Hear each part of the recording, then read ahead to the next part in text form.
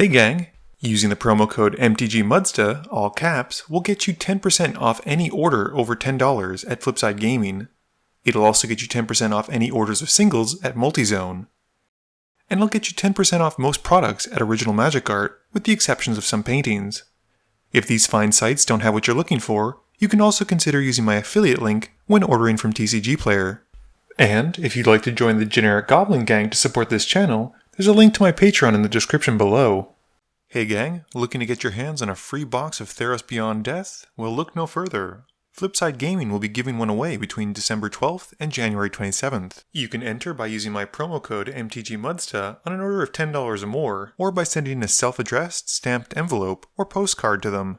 It's one entry per person, and for more information, follow the link below. Hey gang, and welcome back. Today we have the Gamebreaker gang with us, and Martin is playing his Dakkon Blackblade deck, keeping a land tax, Path to Exile, Chromatic Lantern, Snow-Covered Swamp, Talisman of Hierarchy, Amulet of Vigor, and Polluted Delta. Nick has brought his Azami deck out, keeping 4 islands, Sapphire Medallion, Disciple of the Ring, and Evacuation. I have borrowed Max's Kenrith deck, keeping True Conviction, Angelic Accord, Croson Verge, Biomancer's Familiar, Prairie Stream, Scattered Groves, and Archangel of Thune. Max is playing his Morophon giant tribal deck, keeping Marsh Flats, Soul Ring, Sun Titan, Grave Titan, Smothering Tithe, Favor of the Mighty, and Flooded Strands. Max wins the die roll and starts us off.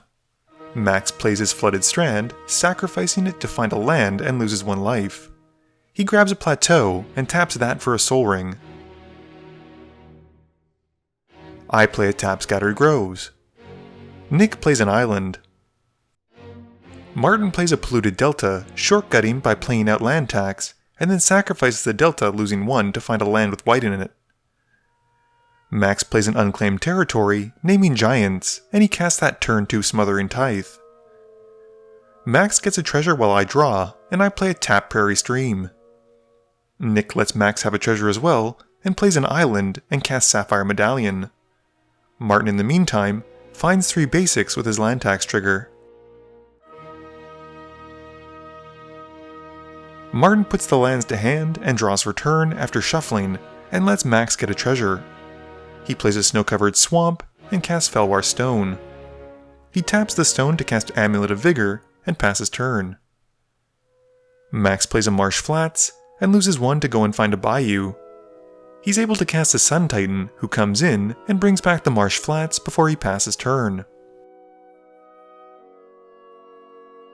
Max gets a treasure from me as I draw, and he then cracks the flats again while I play a tap Croson Verge. I cast an Arcane Signet and pass to Nick.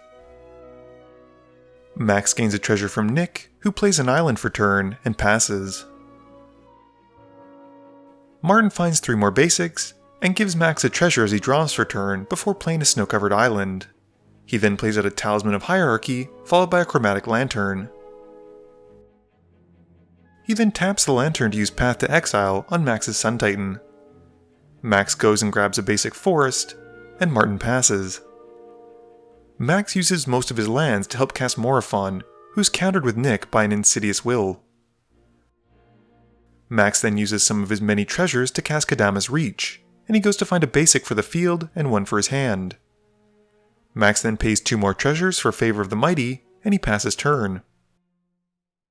I let Max get that treasure and play out a plateau. I play a Biomancer's Familiar and crack the Verge while I pass to Nick. Max gains a treasure, Nick plays an island, and passes turn. Martin goes to find some basics for his hand on his upkeep, and he draws, giving Max a treasure, and plays a Snow-Covered Island. He then casts Ristic Study, and passes to Max.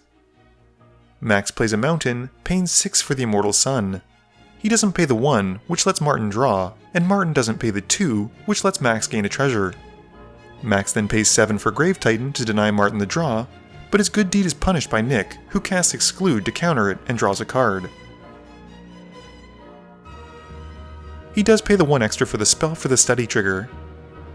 I don't pay for Max's Tithe trigger and cast Kenrith in my main phase. Martin draws, and Max gains a treasure from that. I then use my Signet to give all of my creatures haste with Kenrith's ability, and I hit Max with Kenrith before passing turn. Nick draws and plays an island, with Max gaining a treasure token. Nick then plays out a Disciple of the Ring, which has Martin drawing a card. Max sadly misses this Tithe trigger.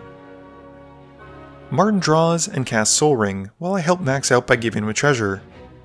Martin then plays out Expedition Map, and sacrifices it to find Cabal coffers, putting it to hand. He then plays a snow-covered island, and casts Moloku. Max draws his 2 on his turn, 1 for turn, and 1 from the Immortal Sun. He plays a tap Path of Ancestry, and pays enough mana to cast Wrath of God, with the extra for the study tax. Nick responds to this by exiling an instant from his yard to make the Disciple force Max to pay 2 more, or counter the spell. Max is easily able to do this, but it does use up some of his mana. The board is then wiped, and Max passes. Max gains a treasure from my draw, and I play a Mana Confluence before using Clever Impersonator to copy Max's Tithe. Martin draws from this, and I then cast a Heartstone, losing 1 life from the Confluence. I let Martin draw from this, and I gain a treasure token, as does Max. Nick draws, and Max and I gain treasures. He plays an island and casts Sphinx Ambassador. He doesn't pay for the study trigger, which has Martin drawing, which then lets Max and I gain a treasure. Martin finds a snow-covered plains with his land tax, and shuffles before drawing, while Martin plays a snow-covered swamp. Martin then plays out Blackblade Reforged, and brings out its original owner, Dakkon Blackblade. Martin then has to discard down to 7 as he passes turn. Max draws his 2, while I gain true treasures. He plays a land and casts Farseek. He pays the 1 extra for it, and finds a tropical island, putting it into play tapped. He then pays for the study cost while recasting his commander, and gets to scry 1 because he tapped the Path of Ancestry, bottoming the card. I draw, and Max misses his Tithe trigger until I help him out. I cast True Conviction, paying the 1 extra, and I pass to Nick.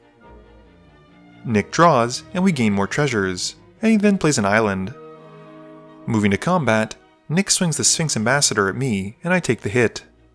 Now comes the tricky part, where Nick gets to go through my library and choose a creature. If I guess wrong, he gets it for free.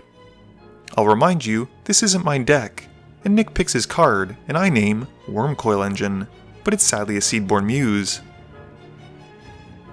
Nick then casts Azami, tapping enough to pay for the Rhystic Study tax, and taps her to draw.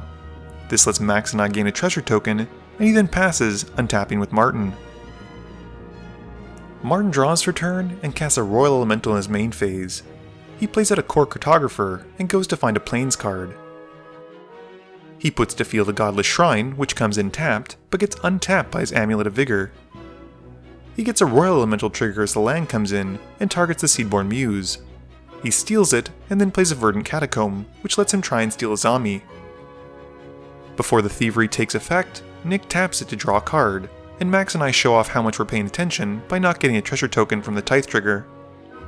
Martin then heads to combat, and swings Dakkon Blackblade at me for 8 commander damage. Martin untaps with Max, who draws 2 cards for turn, and Nick tells me to get my treasures.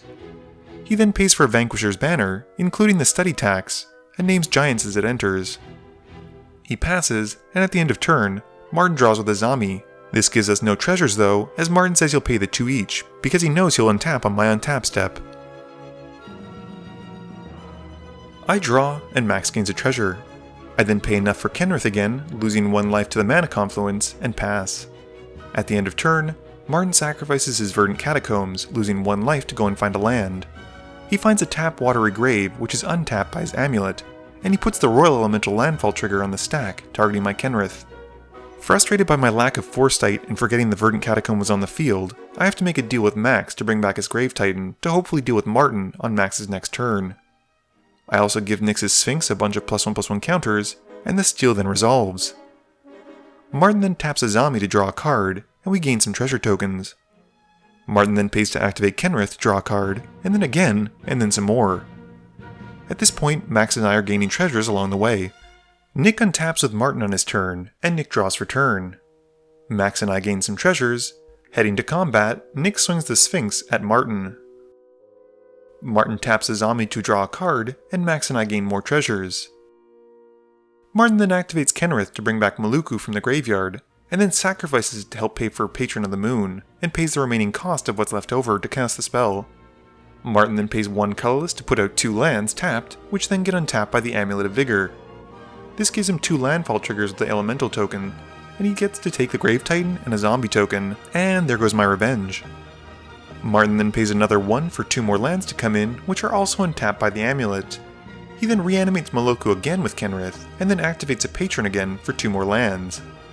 He steals the rest of the creatures he can at this point, and Martin then finally takes the hit. Nick goes through to find a creature, and Nick picks his card, and Martin has to guess. Clever impersonator. Which it is, and Nick has to shuffle the card back in. In his post-combat main phase, Nick then resolves a Diluvian Primordial. With the creature on the stack, Martin taps Meloku with Azami's ability to draw a card. The Diluvian then comes in, and Nick casts Martin's Path to Exile, targeting the Royal Elemental. The Elemental is then exiled, and it returns all creatures that have been stolen. Martin then activates the Patron again, putting out Fabled Passage. He then realizes he can probably make just about infinite mana by activating Cabal Coffers, and then bouncing it back to his hand with Meloku to make a bird. He's then able to replay with the Patron for only 1, and he can keep repeating this as many times as he'd like, and even cast the Sphinx's Revelation for however much this many cards is. He can also make infinite bird tokens at this point with Meloku, but Martin doesn't see it. Nick then passes turn. We move to Martin's turn, and it's pretty clear that he's going to win, he just needs to pick how he'll do it. He plays out an Urborg for his land for turn, and then puts to sack a giant Torment of Hailfire after showing us again that he's able to make infinite mana using that loop I explained earlier. And with nothing else, the table scoops it up.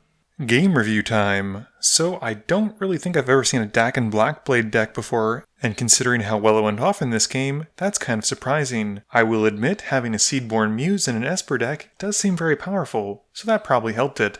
I think a lot of my plays are pretty suboptimal, unfortunately because I didn't know the deck. I wanted to play Kenrith, and Martin had built a Kenrith-based lifelink deck, but I wasn't really able to showcase that very well. Speaking of other decks that didn't perform as well as people would have preferred, Max's Morophon deck unfortunately really lost a lot of its tempo after having its only 2 giants, the Sun Titan and the Grave Titan, removed early on. Past that, all he was able to do was get a bunch of treasures from Smothering Tithe, and get some lands with Farseek and Kadama's Reach, and then die. Nick's Azami deck is basically what you think it would be, which was a lot of counterspells and a lot of wizards, and hopefully being able to draw himself out and get a win through that way.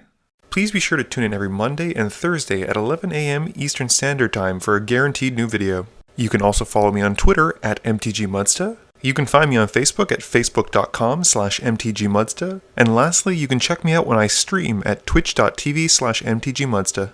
This video is brought to you in support by my patrons. If you're looking for a way to help out the channel, please be sure to visit the link below. Thank you all for watching this video, and don't forget, friends are just opponents you haven't eliminated yet.